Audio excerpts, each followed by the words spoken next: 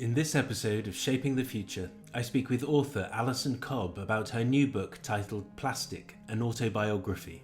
With poetic sensitivity, Allison explores the complexity of how plastic has become part of our lives and how this material, that can endure for generations, has been willfully categorised as a single-use disposable product, becoming as ubiquitous as food, with a highly toxic, indigestible afterlife. This autobiography is also personal, linking the horrendous World War II invasion of Poland with her ancestors, who also worked at the Los Alamos National Laboratory on the now infamous Manhattan Project to create the first atomic bomb.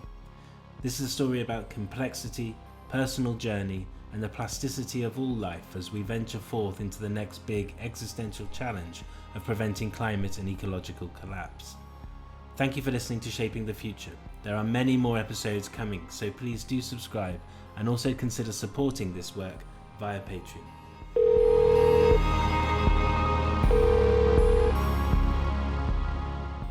Okay, Alison, it's really good to speak to you today. Thank you very much for taking the time. This is a very moving and deeply thoughtful book. There's a sense of tension between the individual and the wider world. What did you set out to achieve, and do you think you did achieve it? Well, thank you, Nick, for having me. I'm happy to be part of your really fascinating series and to listen to your other guests too. I think you've asked just a great question about the book. What I set out to achieve with Plastic and Autobiography really changed over the course of the book, but one thing did stay constant, which was I wanted to write about our current global situation of what some people have called the Anthropocene, when humans are having, a geologic scale impact on the planet. But I wanted to do it in a way that made it very personal and human.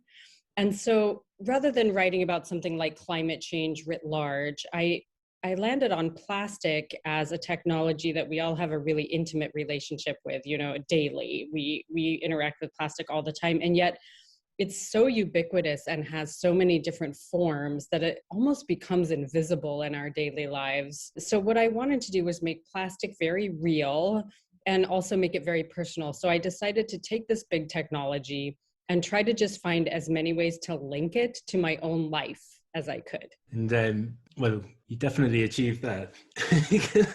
Oh yes, it did I achieve through. Well, I achieved it in ways that were surprising to me, I think, as well. I made a lot of discoveries I hadn't anticipated, but that was the thrust of why I called it an autobiography. And quite early on, you quote this executive called DuPont as saying at the end of World War II, with regard to consumerism, see to it that Americans are never satisfied. And this goal succeeded way beyond America. Where do you see that we are today in terms of where this goal DuPont has led us to as a species?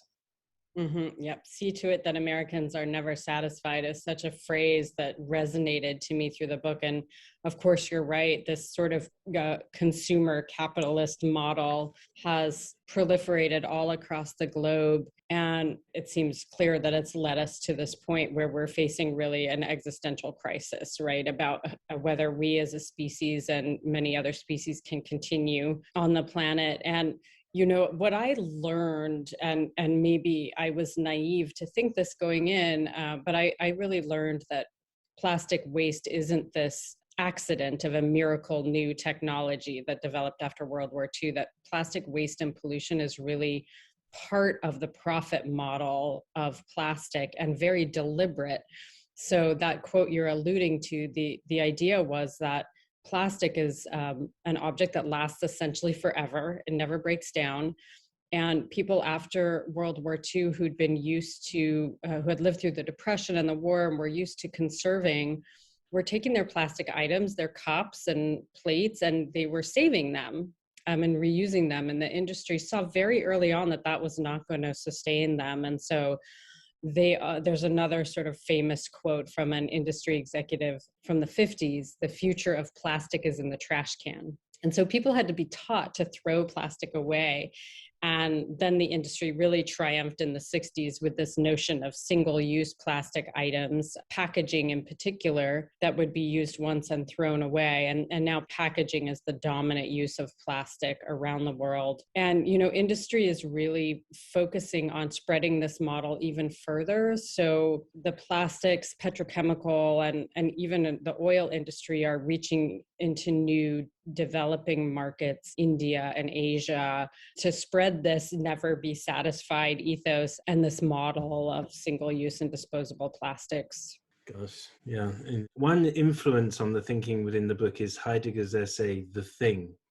Can you talk about why this essay resonated with you so much? Sure. Well, I actually stumbled across the essay a little bit by chance. As I was starting to write the book, I had, read Heidegger in my graduate school program and left his book on my shelf for 10 years and picked it up and came across this essay about the thing. And Heidegger was writing this essay, around World War II, and was thinking about technology and the ways that and it really resonated with me because Heidegger was thinking about the ways that sort of technology reduces everything to only its use value. I mean, and it's almost in a sense also a Marxist argument, except that Heidegger takes a very different tack. And, he calls to counter that by really sort of being present with a thing and seeing it for the thing that it is rather than only its use value. And that really resonated to me because I think that does happen with plastic, that idea that we actually don't sort of process it at all and don't think about where it's come from or where it's going. And I think that the industry sort of gambles on that as well, that we don't ask a lot of questions about where the things we use and rely on come from and where they're going to end up. And Heidegger has another essay that's about tools, and he argues that you only actually see a tool when it's broken, when it stops performing its function. And that was kind of a perfect also metaphor for me because, one of the sort of central obsessions of the book is this car part, big plastic car part that turns up in my front yard. And it's broken off a car. It's about 4 feet long. It comes from the liner of a fender. It's a very ugly piece of plastic, but I really paid a lot of attention to what is essentially a piece of garbage, and that I think no one would really focus on. And I tried to really sort of pay attention to that thing as it was and what its life was. So that's one of the gestures that happens in the book, inspired by Heidegger. There's another powerful image in the book of the baby albatross with the ingested plastic. And that doesn't seem to be just a device. It seems to be something that you've internalized and lived with to a degree. And what I was wondering is this something all of us have the capacity to do? Or is it something that just some of us choose to do? Because it's kind of hopefully something we can all do because we need to turn a corner. I guess one thing I want to say is that I agree with you that plastic is not a wholly bad technology. I don't feel the need to reject plastic writ large. Plastic does wonderful things for humans and for our culture and for the climate by making cars lighter and planes lighter. And so they emit less pollution. It's really this use of plastic as a disposable item that just is so, in a way, perverse to have a disposable item that lasts forever. And it is true, I see it here in the US, and you were saying it's true in the UK, that folks are turning, it's almost a taboo now. Folks are turning against this use of plastic. And what I think that does take is the capacity to really ask questions about what we're using and to feel, that's one of my journeys in the book, is that I work for an environmental organization, Environmental Defense Fund, and have my entire career. And I'm a writer for that organization. And as a writer, you probably know one processes a lot of information that one then wants to communicate. And in a way, it's very numbing, right? I think we're all overwhelmed in our culture with information now. And it's hard to feel in some ways, to really stop and internalize what we're feeling. And that's a defense, I think, that's useful. We're so overwhelmed that if we had to feel everything, I'm not sure we would survive it all, but sure. Take a moment and, and to ask ourselves to feel the connections to the technologies around us and what they mean in terms of lives, not only lives of humans, but non-human animals like those baby albatross, and then that can change the way we act. And I think that really is happening with plastic. I find it very encouraging. So I think, of course, we definitely all have the capacity. That's a human capacity, and sometimes it gets lost in our. And I think that our industry and our system of global capitalism also asks us not to feel those things. They would prefer that we don't feel. Yeah, sure. I want to come back to that idea of us all feeling and the kind of narrative around climate, environmental issues. But this autobiography includes threads of your family history. And it goes into the Nazi invasion of Poland, links to Los Alamos, the atomic bomb, and so on. There's a necessary complexity that links all of these threads together. And yet there's something very relatable. And in my interpretation, and I haven't finished the book yet, but from where I am at the moment, it's hopeful. Is the hope intended, or did it emerge on its own? Or do you feel something different aside from hope? I'm so glad you noticed hope in the book. I think also that was a very human journey. I sometimes am in hope and sometimes I'm not. I think, there's a lot of grief around the state of our biosphere and our potential futures. And so I mentioned in the book, I actually stopped writing it for a while because I had developed a practice of collecting plastic every day on my dog walk and just got, sort of done with it. So I needed to stop for a while. There is hope in the book. And as the book progresses, where I find that hope, the last third of the book, I take a journey, an odyssey across the US to the Honda Odyssey car plant, which is in the state of Alabama. It's where all the world's Honda Odysseys are made. And that's where my car part, I discover, comes from. And along the way, I meet with communities on the Gulf of Mexico in the southern part of the US, which is where the US expansion of plastic plants is happening right now. The industry is building $200 billion worth of plants. And I meet with communities, many of them communities of color,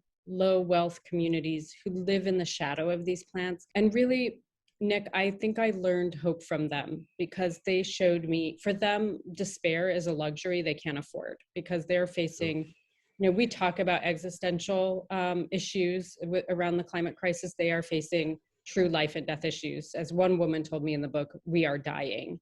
And they find ways, and not that they find ways, they have joy in their lives and beauty and happiness. And I think they really showed me the way to have hope and to continue to engage in these issues. There's a similar parallel, I think, from doing interviews with people in countries that are on the front lines of climate extremes.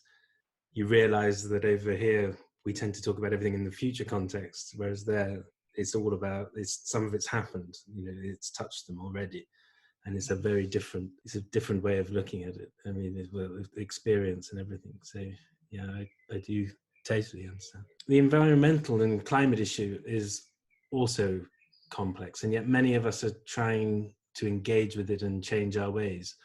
You are engaged in this effort as well. How do you feel we're doing as a collective? That's the real issue of hope, isn't it?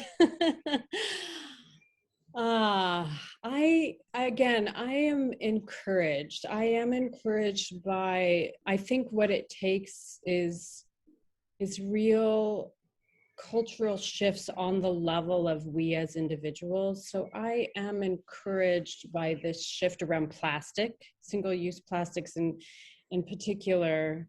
When it comes to climate and climate pollution, the sort of paradox is that we're all also caught in a system, right?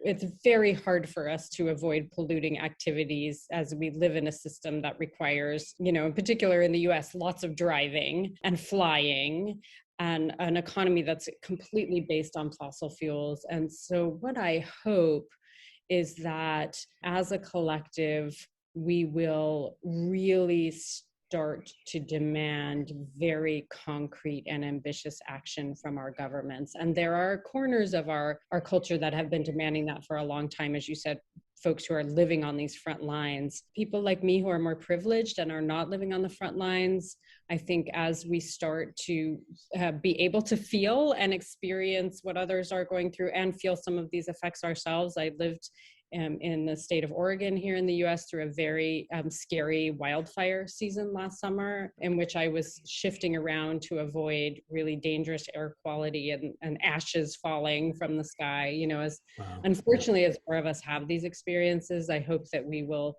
be galvanized to demand more from our governments. And fortunately in the US now we have a government that seems ambitious and committed to acting, but that is a politically limited window, and so they need a show of public support, and so that's what I hope will happen. Your writing is very poetic and very, very moving, and this, in my view, has been missing from much of the discourse on many issues to date. Are we at the stage, do you think, where the artists and the creators can pick up the baton from people, for example, like climate scientists or economists, and reimagine how we aspire and how we experience the world? I hope so. Thank you for your kind words. I think it's going to take every type of human endeavor to make this fundamental shift we need to make as a global economy and in our cultures. And there's a wonderful US poet named Audre Lorde who wrote that poetry is the way that we know what we feel, so that we know what we can think, so that we can imagine the future. And that was a terrible paraphrase, by the way, but I take the gist of that into my writing. And I do consider the fine arts, poetry, literature, arts fundamental to the way we're going to need to reimagine our future. And so I hope that those two will come together. I live in those two worlds a little bit as someone who works in the environmental field with incredible scientists and policy people and attorneys doing this work. And I also live in a literary world as a writer, and the two sometimes don't conjoin as much as I would want them to. And so I do hope that we are making the shift. There are incredible artists and writers out there working on these topics, and it's really going to take all of that. So I feel heartened by that. Yeah, there's been quite a shift of the scientists turned communicators, which has been a really positive thing in recent years. And it seems that it does need, I mean, a lot of fiction has been very nihilistic. So it would be good if there was more of a move towards designing a future, even if, constructing an idea of a future that we actually want to live in, or at least a pathway to one. But look, that's all of my questions. I knew on sort of page one that I was definitely going to finish this book. It was a complete it was a very nice experience to really engage with the text. And I hope that everybody buys this book and goes on the journey.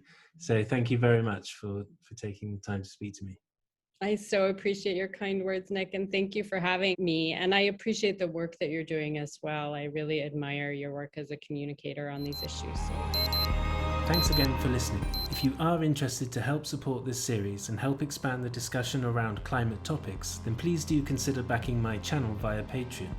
It will help me produce more content, and you will also gain access to more expert interviews. It would be great to engage more with audiences too and understand your views on these topics.